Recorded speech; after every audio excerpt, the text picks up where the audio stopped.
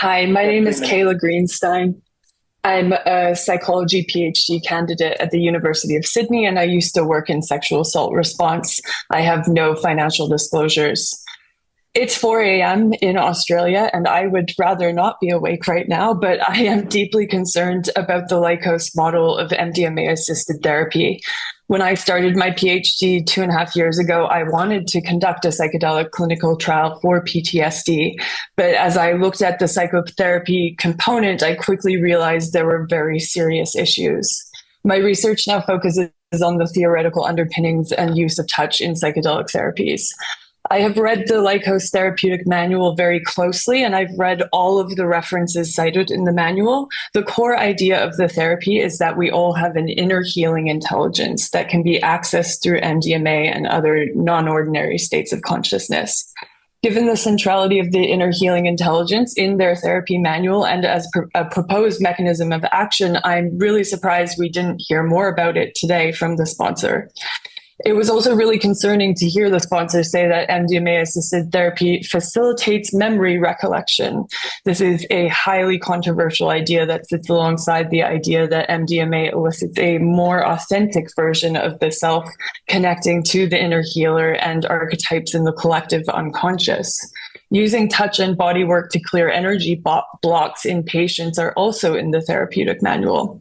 Much of the backing of the manual is based in New Age psycho-spiritual theory. It is Rick Doblin's goal to have a global spiritualized society by 2070. Controversial New Age psychiatrist Stan Grof comes up 14 times in the therapy manual.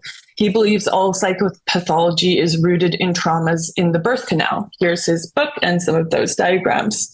This includes homosexuality, which Grof believes is a dysfunction that comes from trauma in stage 3 of the birth process.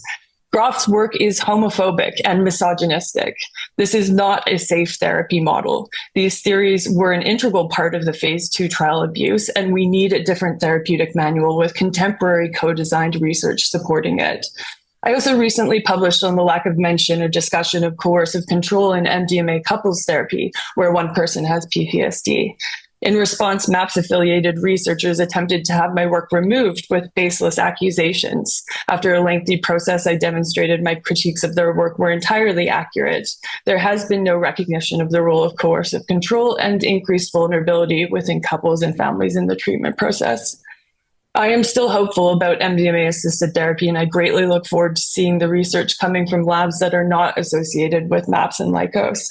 I wish I could support this application. However, I believe approving this model of MDMA-assisted therapy would result in substantial further harms. I very much hope that if it is approved, I'm proven wrong about that. Thank you.